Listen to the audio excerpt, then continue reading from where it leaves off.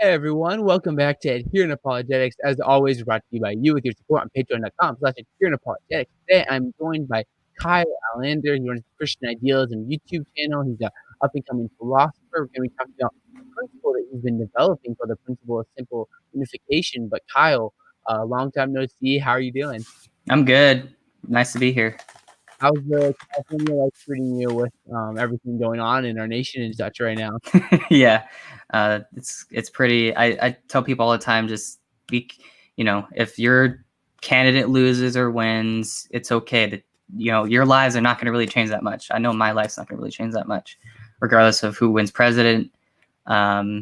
Just calm down. Let the courts handle it at that point. So yeah.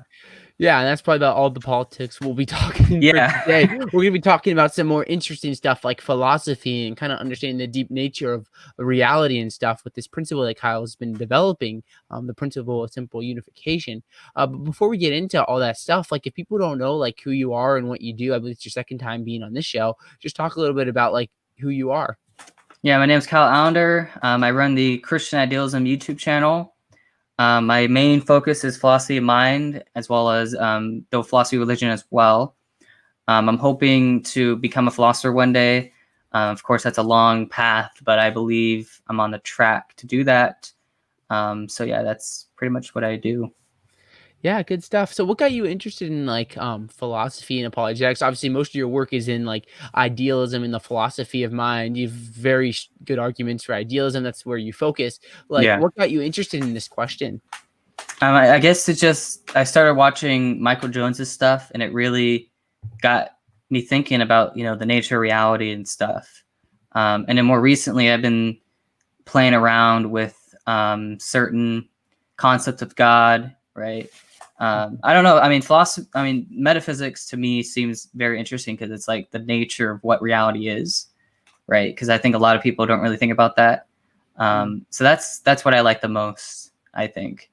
It's just very interesting about, the nature, what is the nature of reality, and like, what is that sort of thing that we experience every day? So, yeah. Yeah, it's a really interesting question to kind of go deep into, like, what is the fundamental, like, nature, necessary nature of reality, assuming we accept a form of the PSR here. But I'm curious just because obviously, like, you're an idealist. Before we get into the PSU stuff, like, if you were going to give, like, a 60-second elevator pitch on, like, what does it mean to be an idealist? Why are you an idealist in terms of, like, philosophy of mind? Like, what's your elevator pitch for idealism? Yeah, so idealism is basically the idea that we are in a kind of like a mental reality, that all that exists is really experience. Now, the reason why it's called idealism is precisely because it's about ideas, and ideas are thoughts. That could be transpersonal thoughts or, whatever. But yeah, that's basic idea, is that reality as a whole is within consciousness, and consciousness, of course, is experience. And so all of reality is mental in that same sort of way, right? I guess you can say some idealists say that we're in some sort of like immediate experience. Other idealists say that we're in a dream world, right? So that's one way you can kind of think about it. But I guess the basic concept is that all that exists is experience. So yeah. Yeah, well, awesome. So now we're going to dive into talking about the principle of simple unification here, the PSU, for a little bit. For people listening, this is kind of new to me. Like, I'm not super familiar. Most people aren't, because it's a principle that Kyle's developing. So Kyle's just going to kind of like walk through that.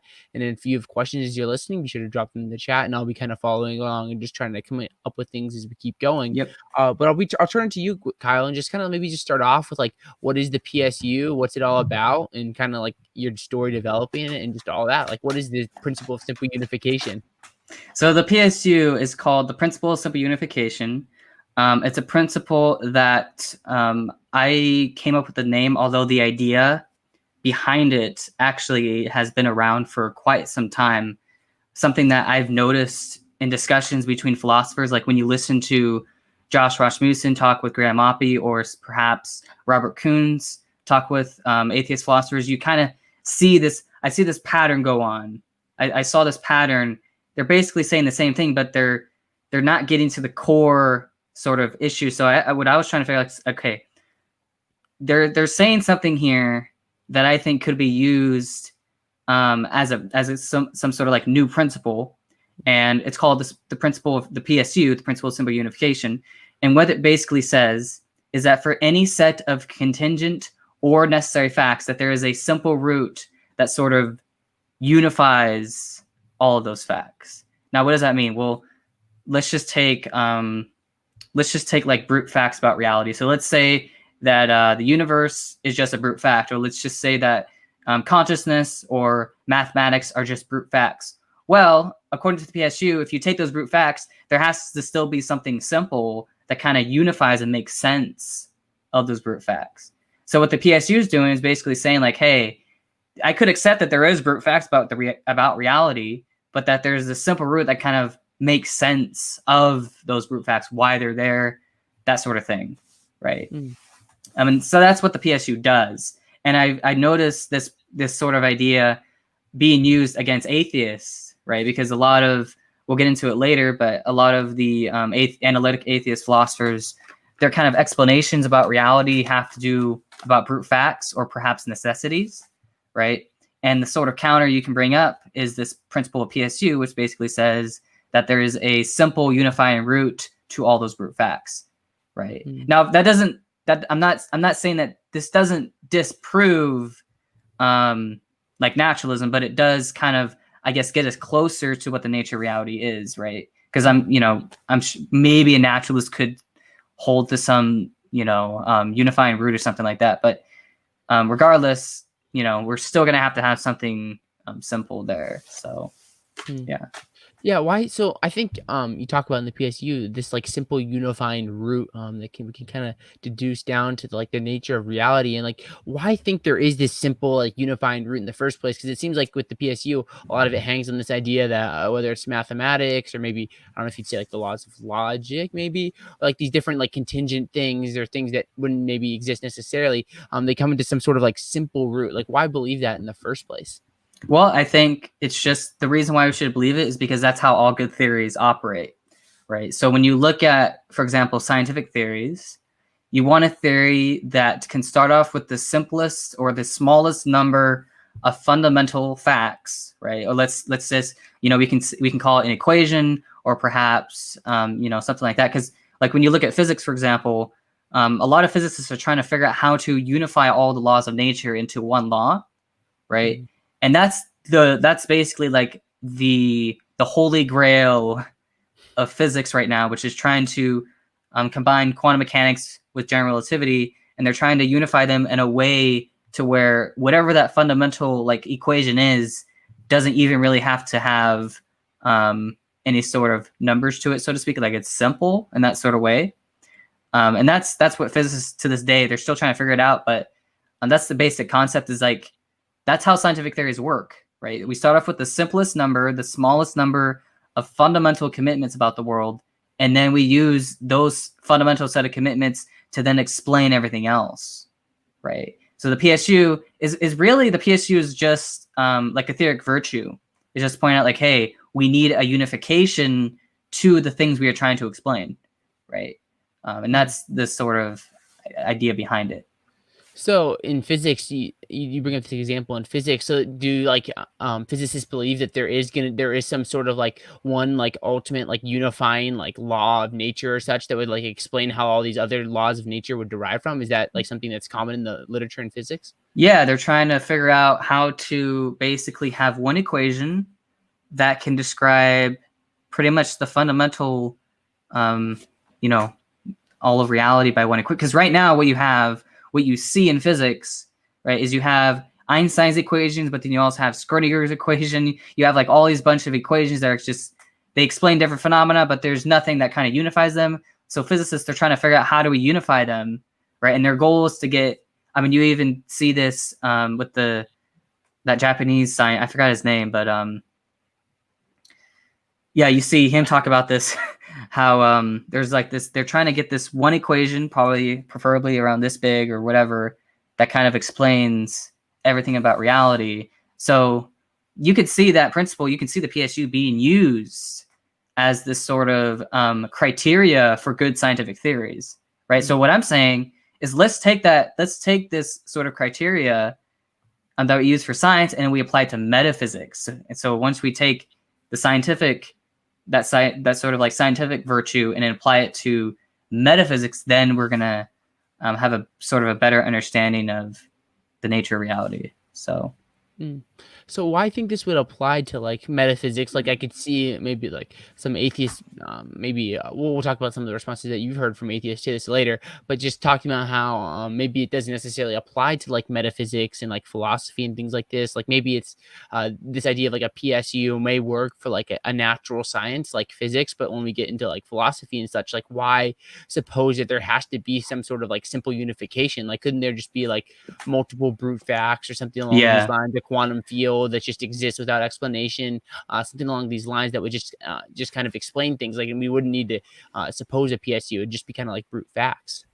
Right. So I think there's an important thing we should kind of understand with theoric virtues. Now, Graham Oppy, he actually used theoric virtues to argue against the existence of God. And in this book, what he basically argued is like when we compare naturalism to theism, naturalism is simpler because it has kind of like less items in its ontology, whereas theism has natural facts plus something supernatural. So he concluded, from there that although naturalism and theism, although they explain the same data, naturalism is simpler because it has these sort of less ontological items. But the issue is if you're gonna reject this sort of unification principle, like if you're gonna reject the PSU, well, a solipsist can come up and say, oh, well, all of my own experiences are just brute facts, right? And that's the sort of, I like how you brought up the whole brute facts idea. Well, why can't there be some sort of like quantum void with no explanation? Well, the problem with that is, a solipsist can come over and say, well, why can't my own experiences just exist necessarily? Like all my own experiences, right? And it's funny because when you sort of apply those theoric virtues and you say that you have a bunch of these necessities, I could be a solipsist where I just say there is no Zach, right? I'm just having these experiences right now, and that's it, right? Like I'm just having these necessary experiences all the time. There's no need to posit, a Zach or some other minds that exist out there, right? If all my experiences are just necessary. Well, that could work. In fact, that's probably a simple hypothesis, and it has this sort of explanatory power, but it doesn't have unification, right? And that's the sort of critical issue. It doesn't really unify those sort of necessities, right? So what we're saying is that we really need to unify our theories into something that kind of this sort of like simple root that kind of unifies all those necessities or whatever you want to call them. JMD Apologetics says, if God exists, then why did all the votes for that person come ex nihilo?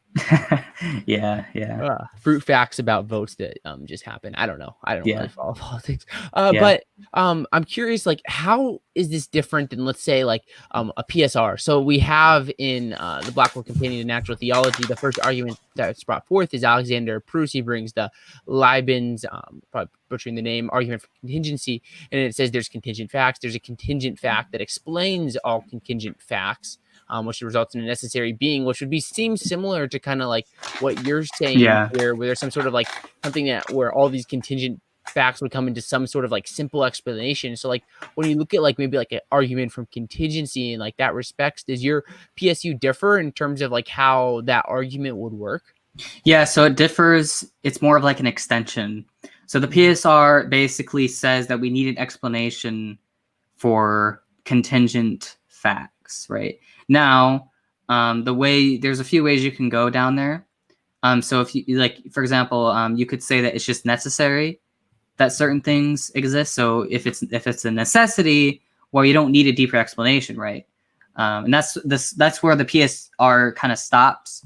But the PSU, what it does, it actually extends the PSR because it says that all those necessities have to have something more simple that itself doesn't have like brute necessities or what have you, right? So you're gonna have to take all those brute necessities about the world and unify them into something that itself does not have any brute necessities, something that can explain itself. That's in that sort of way, right? So, yeah. Yeah, before we move on to like talking about how this would be like applied to theism, though I'm sure everyone that listening can kind of like see where this is going. But like, is there anything you want to bring up like with this first part, or just like with like the basics of like what the PSU is and how it just kind of like works and like why you kind of would believe in it before we kind of move on to like the second part of the discussion today? Yeah. So there's a few ways you could think of it. This might not be the best example, but there's a few like practical ways you can think about it. So one way is to just look at like the water system in your house, right? So you have water coming from the sink, you have water coming from the shower or, the toilet, but so you have all these, you have a water source and they all are united in the sense that they all come from the same water source in the house, right? Now, of course, that's a practical way of thinking about it. Or another way you can think about it is like a car factory, like all the cars came from something more simple, right? So when you sort of, you could think about this in practical terms, and then when you think of it in metaphysical terms, well, when you apply it to metaphysics, well, we then at that point, then it becomes, okay, what is the best explanation for all the facts about reality, right? So we take moral facts, we take fine-tuning facts, we take facts about consciousness, right? The sort of traditional art. Now, I know we'll talk about how it applies to theism, but when you take the sort of traditional arguments for God and you kind of see how they can all fit together, that sort of way. So, yeah. We'll read one question here before we talk about how it applies to theism. It's a super chat from Sigifredo. Welcome back, Sigifredo. Thank you so much for your super chat. Really appreciate your support. It says, if you look to physics in a conceptual view of facts, is there an uncertainty principle to object the facts in principle? What does that say about the facts of your views versus reality in physics give facts? Do you understand what's happening? Yeah. I think he's talking about the uncertainty principle in physics. Okay. That's again the uncertainty principle that's actually a law of physics, so that itself would be a fact. But yeah, so okay. Give facts. So is he saying like I suppose at the end here? Is he saying like we need some sort of like physical evidence for like this kind of like PSU? Is that you might be implying that at the end? No, He says in because physics give I facts. mean, like for example, you're not going to find physical evidence for simplicity, right? It's just a theoric virtue, right? It's the same sort of thing with like you're not going to find. I mean, I guess you could say you could find evidence for the PSR, but you're not going to actually find PSR or the principle written somewhere or whatever, right? So you have to think of it more in a theoretic virtue sense. So once you think of it in that sort of way, then it becomes much easier to kind of understand how we can use it and apply it to apply it to metaphysics, so yeah. Awesome. Well, we'll keep going, and thank you for your question, C. Fredo. And if you want to ask anything else, we'll get to it at the end. But let's talk about how the principle of simple unification applies to theism. So you've kind of established, like, it would seem like there's some sort of like simple root that would kind of explain all contingencies, and just maybe even it would apply to brute facts, your PSU. So how does this apply to like arguing for like some sort of like a theistic God? Right. So I think it's important to understand sort of the goals that arguments have, right? So traditionally what you see is you have, I mean, this happens on both sides, but typically what you see is you have theists that put forth a bunch of arguments, right? Arguments for God. You have the atheists do the same sort of thing, right? So you have like the problem of evil or, whatever.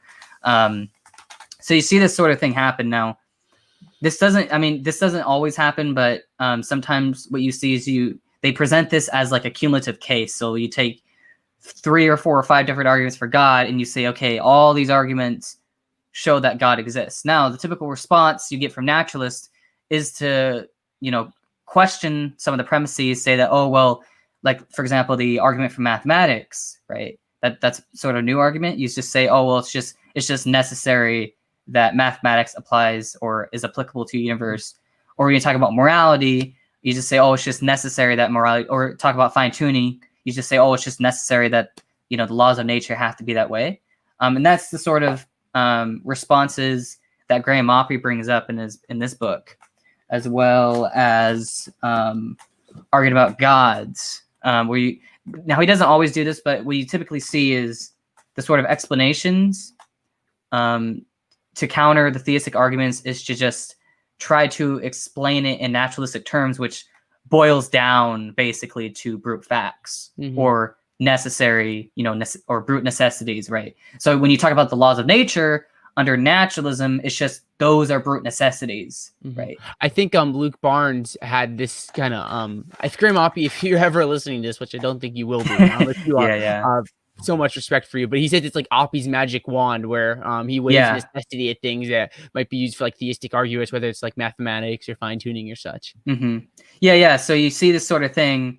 In fact, there's another book. Let me grab it real quick. Hold on. Give me one moment. Go for it. We can enjoy Kyle's amazing stack of books here while he goes gets a book, guys. I hope everyone's enjoying as we keep going while Kyle is just grabbing something very quickly. We will be doing a little bit of Q&A at the end. We've been talking about the principles of simple unification, and Kyle is back. So whenever you're ready, you can keep on going. Okay, so you have also this book, Why There's Something Rather Than Nothing.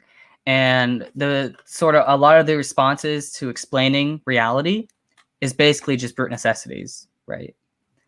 So like it boils down to that, like especially when it comes to fine tuning, like that's something that analytical atheist philosophers really push hard on, those sort of like brute necessity, that sort of brute necessity idea. Very quickly to brief in, if someone doesn't know, what does it mean to be like an analytic philosopher versus maybe like a general philosopher in a sense? Oh, that analytic philosophy is it's basically looking at basically doing philosophy in the analytical sense. So you're talking like symbolic logic, as well as things like, I don't know, just being very critical. Of course, it's different than the continental perspective, but yeah, you try to, I guess, define terms in very precise ways.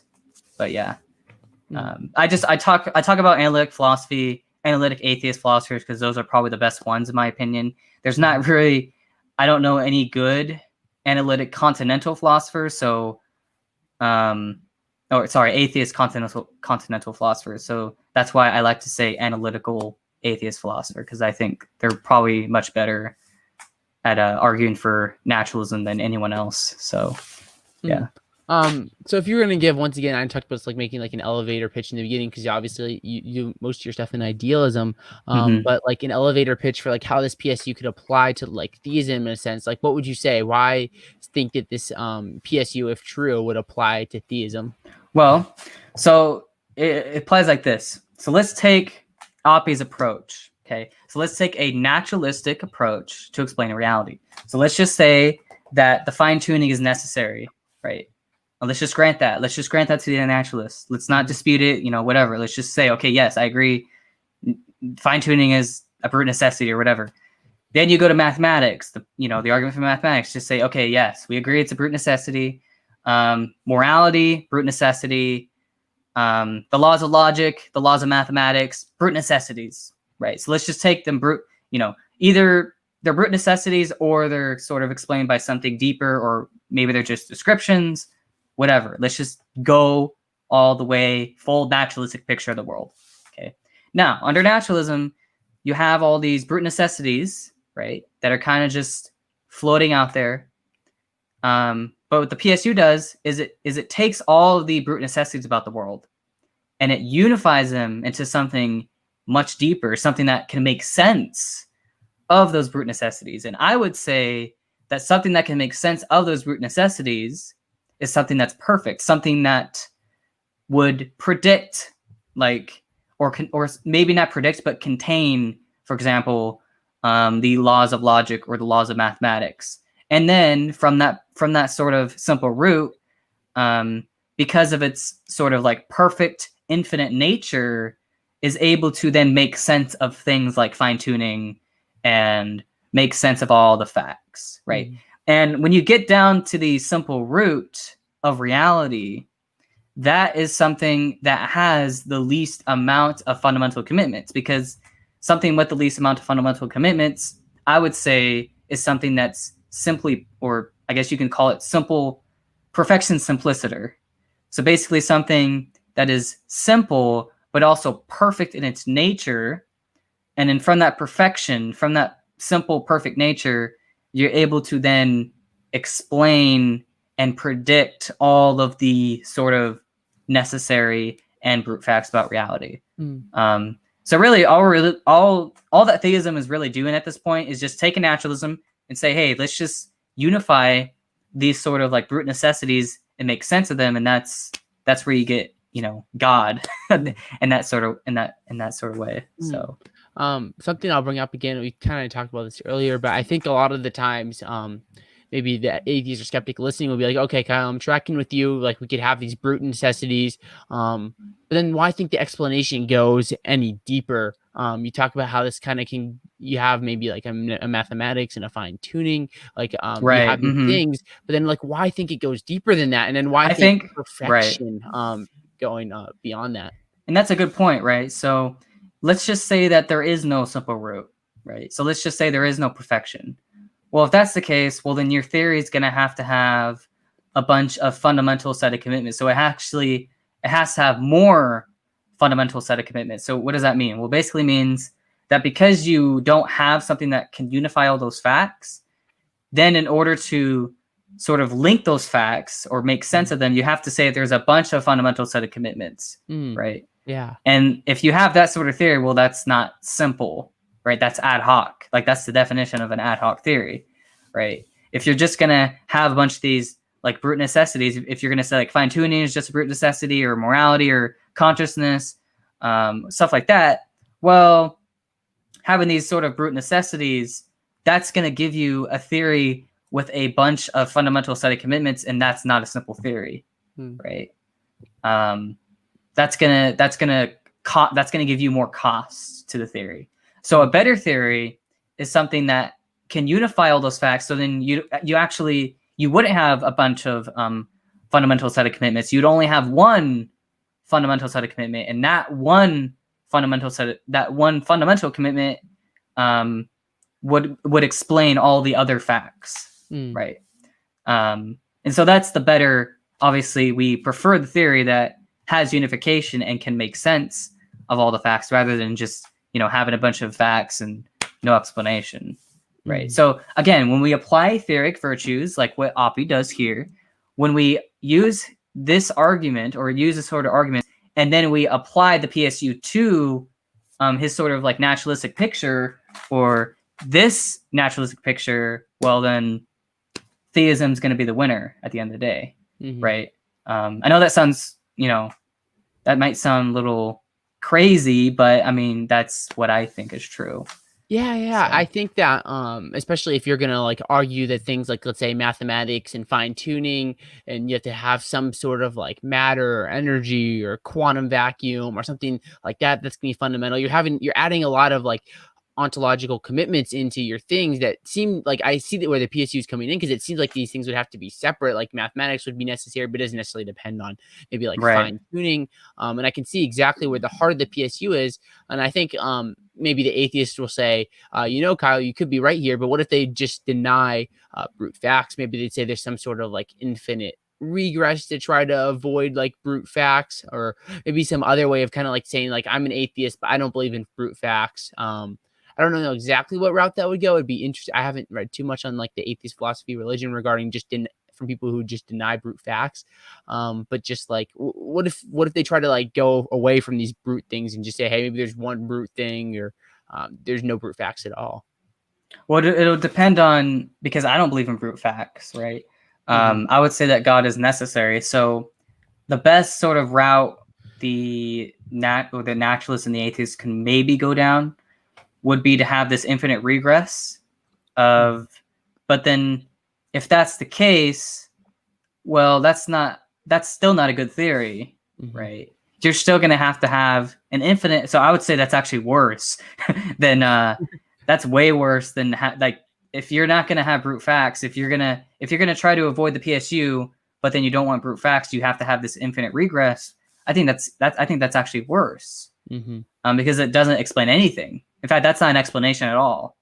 That's just, well, that's an infinite regress, and there is no explanation. I mean, if we applied that to scientific theories, that our science couldn't work in the way that it does, right? So I would say we have to stop somewhere, and I think the best place to stop is something with a simple, perfect nature. So, yeah. Yeah.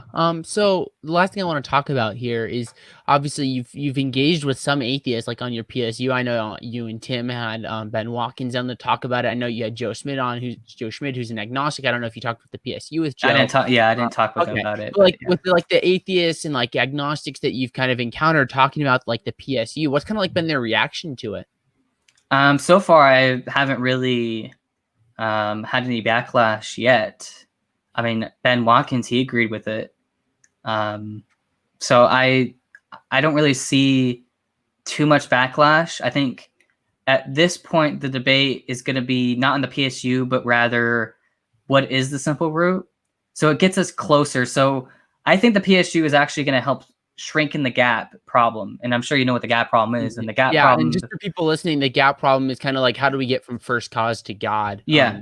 So I think what this will do is this will not close the gap, but it's going to shrink in the gap to a point where I think both sides could actually agree that there is a simple root to reality. It's just what is that simple root, right? You know, a naturalist may, I don't know what a naturalistic simple root would look like. I've tried to think of ways that naturalists could have a simple root that kind of unifies everything. I don't know what it is, if I'm going to be honest with you, but I don't know. I mean, to me, I don't want to really use the PSU as a weapon. I like to use it as a tool to maybe we can get some sort of synthesis from this. Maybe naturalism and theism, at least from a philosophical perspective, maybe we can finally come to an agreement about the nature of reality, right? And I think that's very interesting. So yeah. So I'm curious. I saw a couple questions come in. We are going to answer questions again in about 10 minutes here. So if you have questions or super chats, feel free to send them. But like Ben's an atheist, obviously. So like, where does Ben's kind of objection lay with the PSU? Like, where does he see it like not get to God in terms of how he sees the PSU? Well, I think there's two things he said in our talk. So one, he said that other people may disagree about the PSU, which is understandable. The other thing is that it may not get you to a perfect being, but it'll probably get you to some sort of like deistic God. So like for example, he's actually a Hegelian, so he actually his view of God is a little different than of course the perfect being theism, but he thinks that nature is fully rational and that there is some sort of like rational source to nature, but that this is some sort of like deistic God, which I think that would probably be the best route to go for naturalists, which is just accept deism. I know that sounds kind of weird, but because I understand like a lot of naturalists, for example, don't want to they don't want to accept that God is perfect because of the problem of evil, right? So that's a really big barrier for them. And of course, the PSU is not going to really say anything about that. So I think the best route for naturalists to go is to become deists, in my opinion. At least that would probably be the best sort of competitor against the perfect being hypothesis, right? Yeah. So, yeah. So Ben says he's an atheist. Obviously, I'd love to have Ben on here and we could just like clarify his views. Yeah. But like, so wait, Ben would believe in like this rational mind in a sense, but he'd still like consider himself an atheist and not just like a non-theist atheist, but more of like there is no God. Like, how does that really? Yeah, he holds work? to Hegelian, sort of Hegelian God. I was trying to like clarify what his view was. I asked him like, hey, like, does this mean that God is like a social construct or a useful fiction? And he's like, no. So I think he approaches God in a much different way than the traditional way. I mean, you would have to ask him, but yeah, I mean, we really didn't disagree much in our conversation about the PSU. So I mean, I don't know. I don't know what is. Yeah.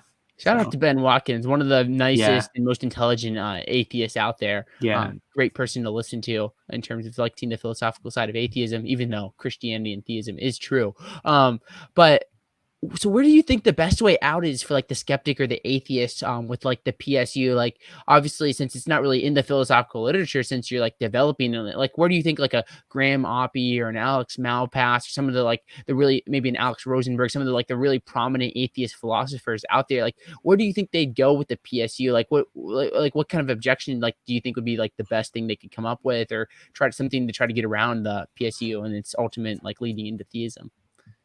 Yeah, so they could go an infinite regress route. I'm not sure how that would work though. Or they could somehow have some sort of like naturalistic container of brute facts. So you could, because even under perfect being theism, so like the laws of nature or the laws of logic, for example, I would say that those are contained within perfection.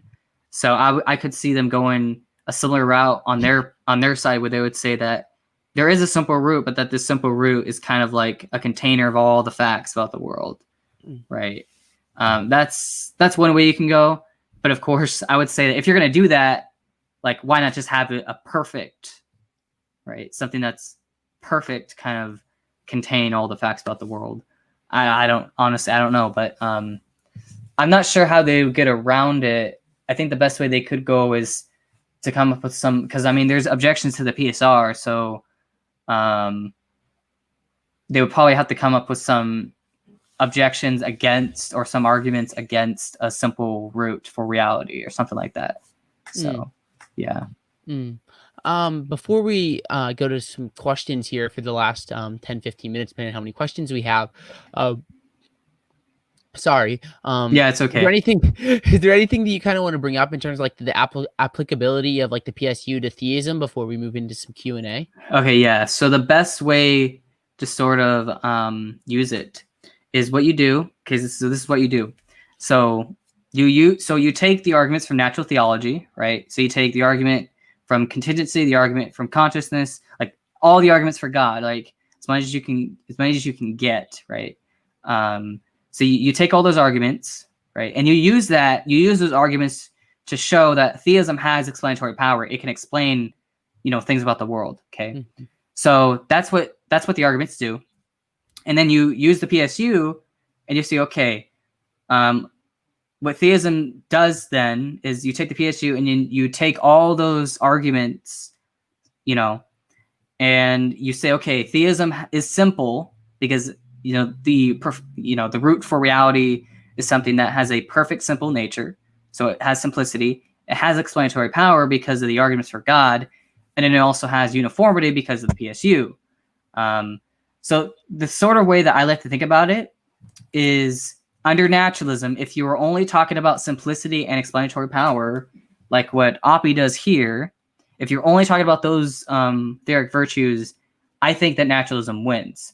However, once you apply the PSU, then theism wins. So basically, the tables turn essentially once you apply the PSU. So yeah. One thing I just kind of thought of very briefly here before we go into some Q&A is, what if, like, obviously I'm sure most, if not all, atheists would say natural theology ultimately fails. There's no good arguments for God. Like, how would you kind of respond to that as like an objection to the PSU? Well, I would just have to examine the arguments, right? You would have to also clarify what they mean by fail, because if you're only using the arguments to show that that theism has explanatory power, well, we're not using the arguments to prove that God exists. We're just using it to show that theism at least has explanatory power, right? So if you use the arguments as tools rather than weapons, right? Because I mean, a lot of theists like to use them as weapons. But if you use it as tools, and you use it to show, like, hey, theism does have explanatory power, as much as naturalism does, and if we can agree to that at least, then we can use the PSU, and then we can show why theism is the better hypothesis. So Awesome.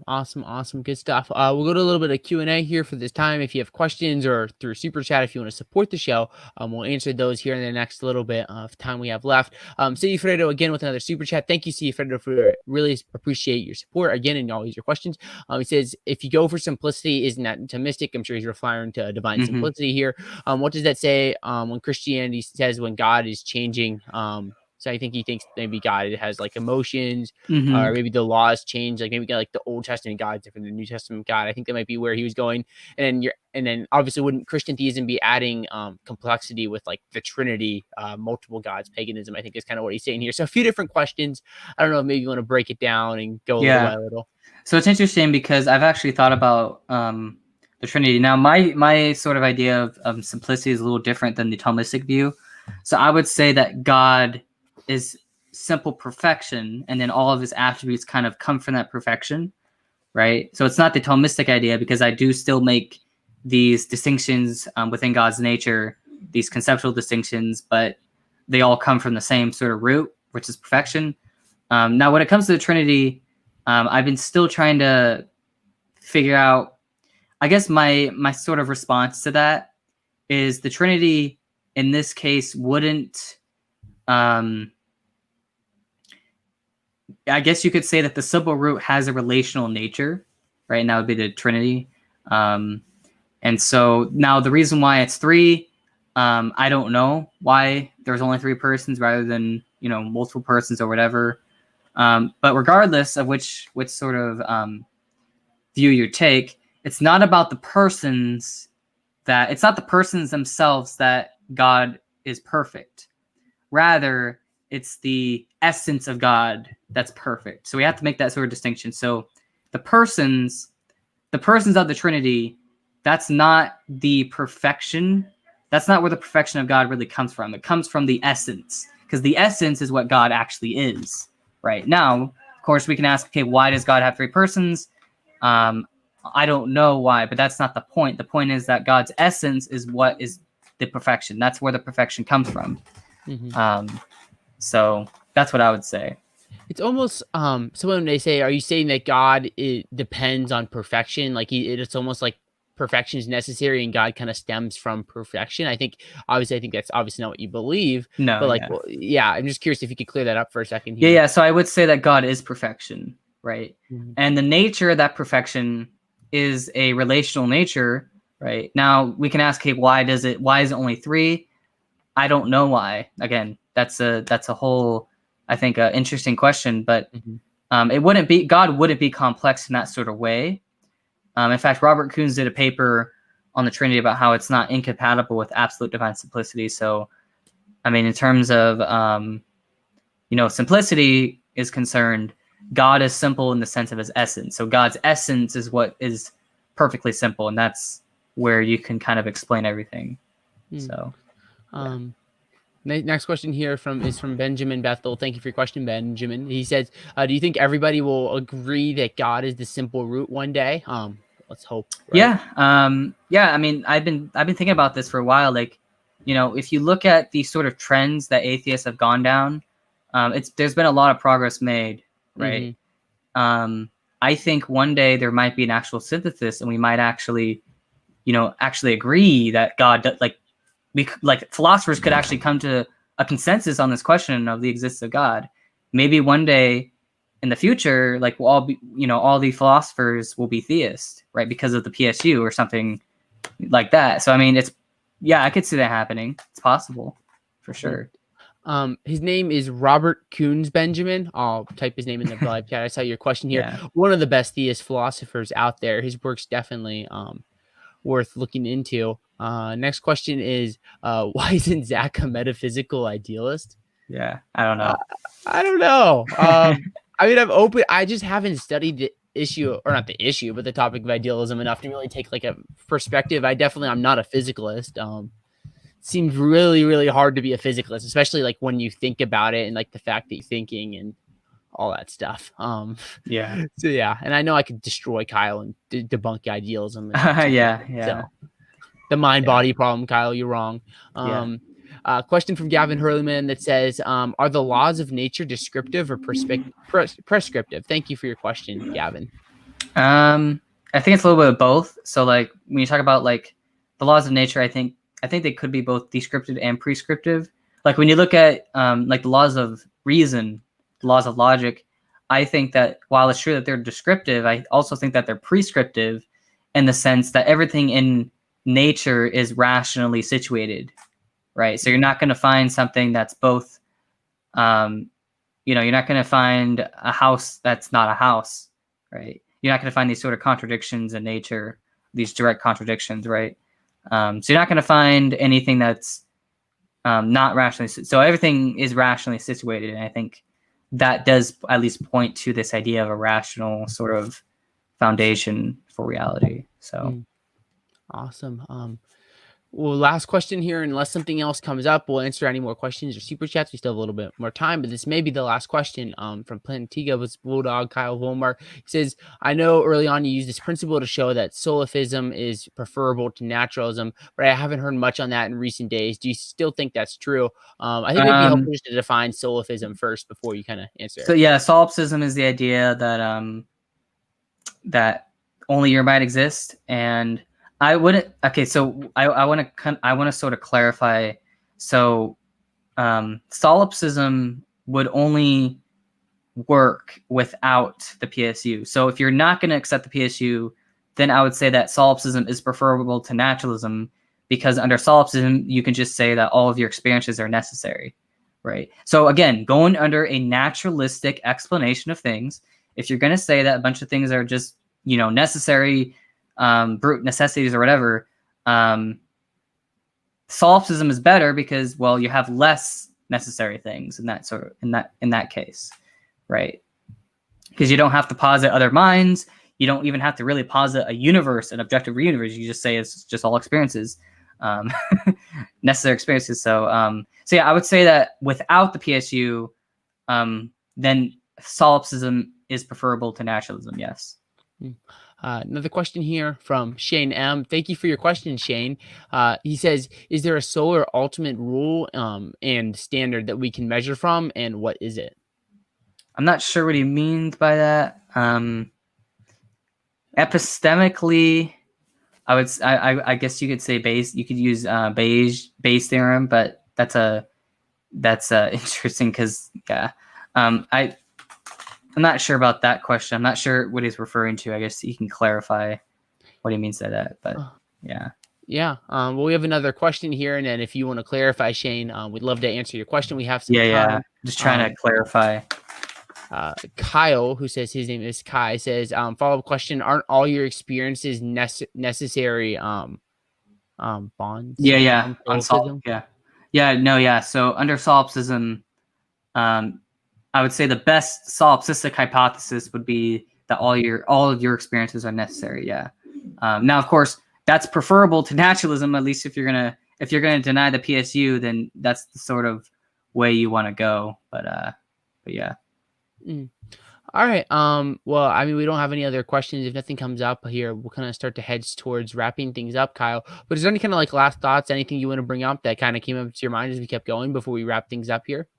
Not really. I mean, again, this is a new principle, so I'm still developing it. I'm still waiting for objections from naturalists to come up.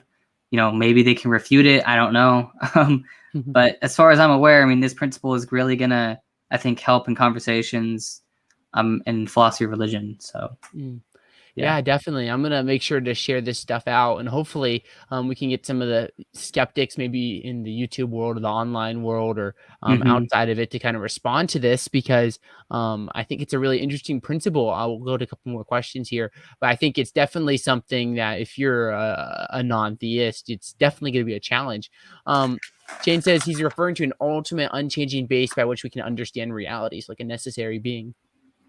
I think that goes back to the whole idea that all of the facts about the world have a simple root. So you take moral facts, you take fine-tuning facts, you take facts about consciousness, right? So the naturalist wants to have all these facts, just brute necessities, whereas under theism, you say that all of those brute necessities are kind of unified by this simple root, and this simple root kind of makes sense of them, right?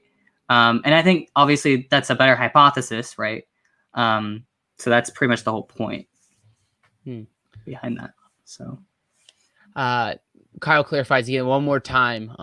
Plantika's Bulldog / Kyle Wilmer, who has a bazillion YouTube accounts. What's up, Kyle? Yeah. He says, but if on Solipsism, all your experiences are necessary, and then that seems to posit more necessity than naturalism, right? Am I off here? Not really, because at that point you're only talking about your experiences, whereas on naturalism you have to have moral facts as necessary, and you also have to have fine-tuning facts as necessary, as well as like other things, like the laws of mathematics, or the laws of reason, stuff like that. So yeah, I would actually say that under naturalism you have to have not just mental necessary facts, but you also have to have extra mental necessary facts, which that's just not a good hypothesis. So yeah. Awesome. Well, Kyle, we have no more questions here. We kind of gave last thoughts here. If people want to follow you and your work, how do they follow what you're doing? Yeah, so just go on my YouTube channel. It's Christian Idealism. I might do a few videos on the PSU and see how it can be used on theism, but we'll see. I'm still trying to work on it. But yeah, if you want to, again, ask me questions, I left the email on if you go to my YouTube channel, you go to About. I have the email. It's massapologist@gmail.com. If you guys have any questions on that. So yeah, that's my thing. Yeah, there's a link to Kyle's YouTube down below. Congrats on recently hitting 1,000 subscribers. Lots of good stuff coming. Youth Apologetics Empire taking over. Really quickly, another question from Albert Einstein / LeBron Brody, who says, is there an idealist MWI of quantum mechanics? Yep, it's called Many Minds Interpretation. So yeah. Awesome. Well, I just want to say thank you, Kyle, for coming on and talking about the PSU. Hopefully we can keep the conversation getting pushed forward. Lots of good stuff to chew on. I'd encourage everyone, if you're new to Adherent Apologetics, as always, be sure to like or leave a review if you're listening via podcast. You can subscribe as always. If you enjoy the show, I encourage you to consider supporting the show. We're fully supported by you guys. You can support the show on patreon.com/Adherent Apologetics. Right now we're about 75% funded, so you can support for $1, $2, $5 a month. Anything helps. But Kyle, it's been real, my guy. Thank you so much for your time. Appreciate it, man. Yep. Thank you. All right. Thanks for tuning in, everyone. God bless.